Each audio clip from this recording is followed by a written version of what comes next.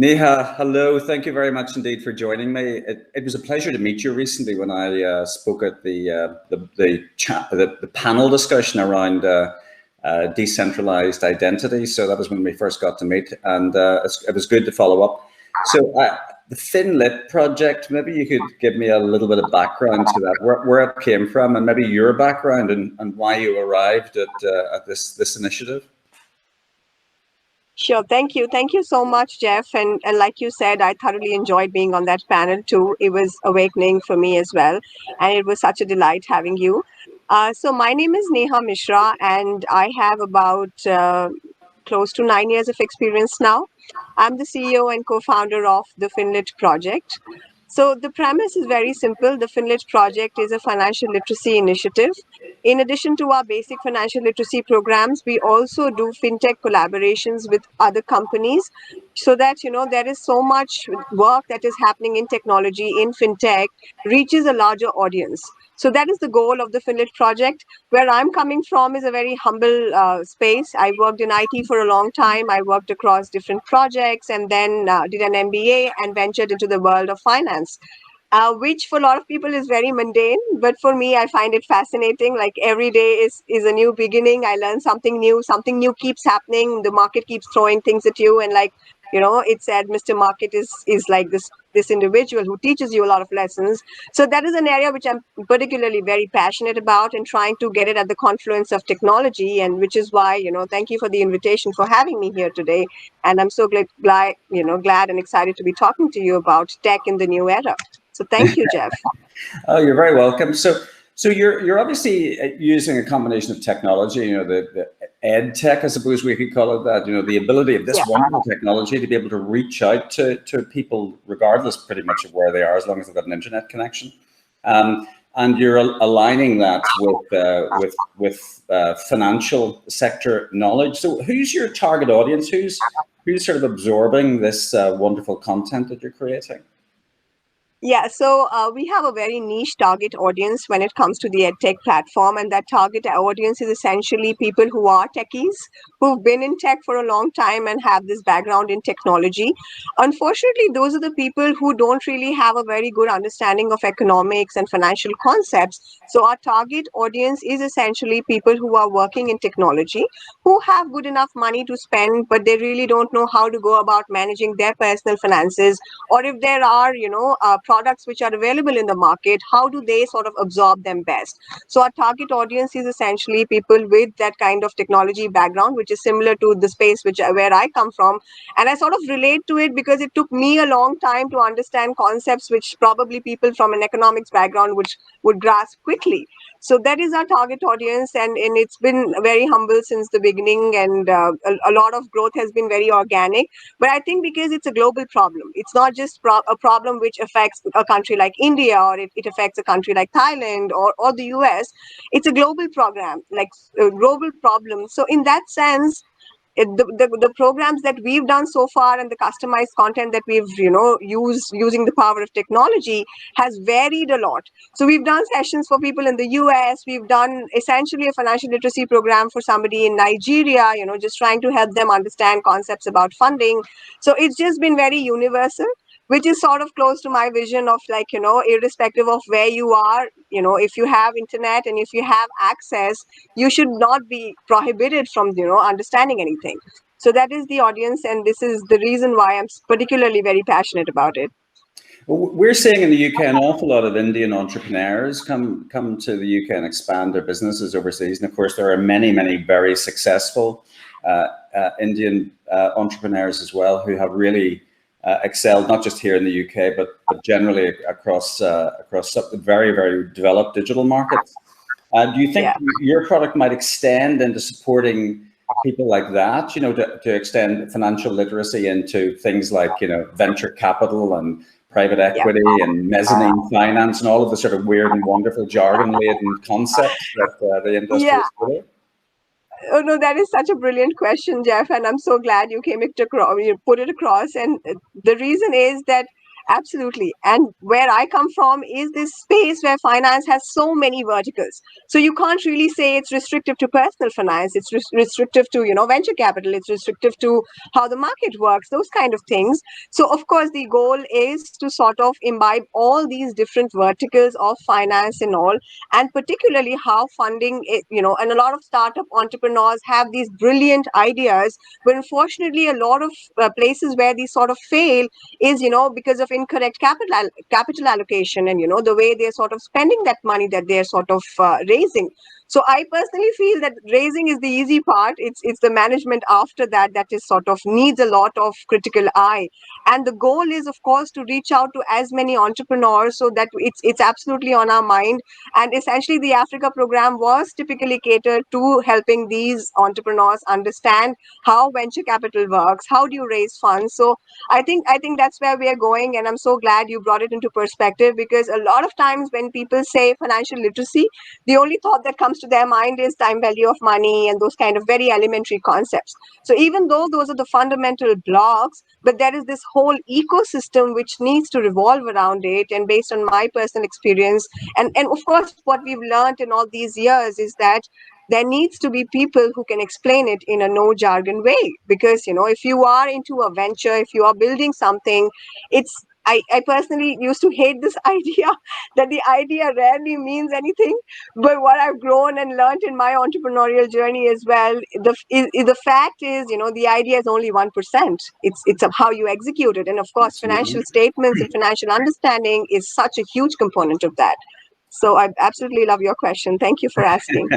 Yeah, it's often the case too, isn't it? Particularly these days, particularly for very early stage companies, like companies pre-seed, say, Yeah. where the entrepreneurs might be fairly wealthy, from previous corporate experience and some Yeah. savings, where they're almost expected to bootstrap the company at the very early stages. So really, the demarcation line between personal finance and maybe supporting or bootstrapping a business, that line is very blurred. And we've seen here in the UK, for example, we have a variety of startup schemes, the EIS and SEIS schemes, where understanding how they work from an investor's point of view is critical for the entrepreneur, because unless they understand how the investors think, they're not able to raise finance. They can't put themselves in the skin of the investor. Is that what you're encountering as well? Yes, that is exactly what is, fundraising is a very critical aspect. And why is it critical is because, an entrepreneur a lot of times associates the product that they've built as their own baby. So when they build it as their own baby, giving away equity is a huge, like, you're wondering, okay, what is the right way to go about it? There's of course a compliance aspect that goes along with it. So, it's not as easy as getting money. And we hear all these brilliant stories about people raising millions of dollars, but what happens after that? And how do you sort of allocate that money? Because the investor wants growth. Okay, anybody who's investing in an in a venture needs growth and wants growth. And of course, that is the way to build businesses. And the good thing about that way is that it's given opportunities to people who were probably sitting in homes. So earlier, it was the big conglomerates, but with the whole startup ecosystem and with the power of technology, what has happened is people with ideas have venture capital to support them. So it's a very important component. But of course, I personally feel, rather than just closing your eyes and going to an investment banker and just saying, okay, I need this to raise this much money, and not understanding, I don't think that is key. This is my very personal approach. But for instance, a startup that we worked for was trying to raise money through a very particular kind of convertible note. So for them, we did this understanding about, okay, what is that note? What legal implications is it going to have? Maybe a few months from now, a couple of years from now, when they actually convert it. So I feel that an entrepreneur only grows when they start understanding the financial aspect of it as well, so that it's simple, it speaks to you. It's not something which you're scared about going into a board meeting and just wondering, oh god, they're going to ask me all these questions. So yeah, that is absolutely vital to building a business, and I so agree with you. Absolutely, and presumably you're also working with people who are in the other scenario. Perhaps they've come out of an exit, or they've been successful in business. They're now high net worth, and now they're having to grapple with investing all of this money in different asset classes, and not really Right. understanding those asset classes as well. Or just today, what happened is there's this unicorn in India which has sort of recently raised a lot of money, and there was news about them investing in another fitness company, and that sort of triggered my thought and just to understand, okay, why fitness for an edtech company? Why would they need to invest in an edtech platform? If they're an edtech platform, why would they need to invest in a fitness app? But the pressure that venture capital brings is also of performance. How much did you make that money grow? So, of course, it's essential to diversify that asset class, because if you put all your eggs in one basket and that thing is not really performing well, the venture capitalist is, of course, going to come back and ask you for his money. And there's so many tag and drag clauses that go with it. So, you can't escape it. So, I think, yeah, that's absolutely vital. And that's the reason why the fundamentals, even though they're so elementary, they're so important to address. And that understanding sort of will let you take that decision. Okay, is this a decision worth taking right now? Or maybe I can wait for a better opportunity. Or if maybe I've, is with this rush of everybody raising money, okay, do I need to raise money? Okay, and then at what stage? So because a lot of times the best time to raise money is actually when you don't need it. Because when you actually need it, then you're under so much pressure to raise money that, you would go for anything that somebody would throw at you. Yeah. So in terms of, and that's the reason why I feel, and I sort of align with this, there's this professor from, NYU Stern, Ashwath Damodaran, who says that stories are important. And those stories are important along with those valuations. Because those valuations are just hypothetical, and there's so many times there are companies who approach us and say, hey, we have a $6 million valuation, and that's just a hypothetical value. It really has no meaning. If you look at the financial statements, they're not generating revenue, which is like, the fundamental concept. So there's this thing, I believe, that the best money you sort of can raise is through your customers, because they are the people who sort of believe in the value you're creating, and it's not just money which is being given at you. Of course, for scaling up, that is absolutely vital. If you were to just do it, it'll just become like a hobby business.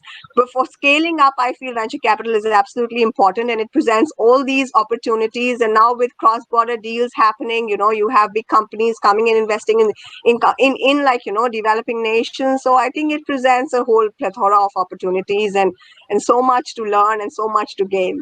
Absolutely. And those customers, of course, they provide that absolutely vital lifeblood, which is called liquidity. I've met so many entrepreneurs who just have, yes, they understand valuation, they understand venture capital. What they don't understand is the money in the bank right now? Can I spend it? Can I meet payroll? That's so critical. Just a final question for you on the subject of blockchain. I know we had the session on decentralized identity, but more particularly, blockchain has, of course, introduced to the world a new concept, namely the concept of the ICO. Do you find that era has now ended, and perhaps blockchain companies are now looking to more traditional funding sources, and indeed blockchain entrepreneurs?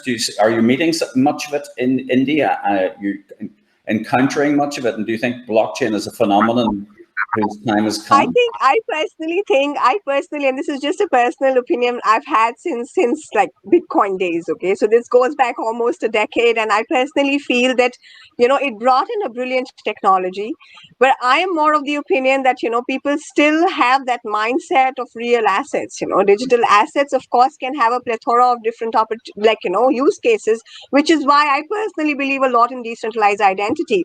But I think in India, still the ICO concept is still not coming up. Of course, they're establishing newer centers centered around, use of blockchain as verifiable credentials, as different technologies, which can sort of enable data trust and data privacy. So I see a lot of work that is happening in that space. But yeah, I wouldn't really say that there's a lot of catching up in terms of initial coin offerings and those kind of things, because people still would prefer an IPO over an ICO. But of course, yeah, like in developed nations, it's a little bit different. But I think, Indians still spend their money in buying gold as a real asset. So I think that would really take time. I think they're right. I think the great thing is, of course, now blockchain has kind of come of age, and it's now seen for what it is, a wonderful enabling technology, rather than a get-rich-quick scheme. So in some respects, that's a good thing. Neha, It's been a pleasure talking. And listen, I wish you the very best for the FinLit project. And hopefully we can interview you in a year's time when it's really going like crazy and you're Yeah. engaging lots of entrepreneurs and lots of investors. But in the meantime, the very best of luck, and thank you very much indeed for joining us. Thank you so much, Jeff. I really appreciate the opportunity, and what a pleasure it has been to talk to you about it. So thank you, and thank you so much. All the best to you as well.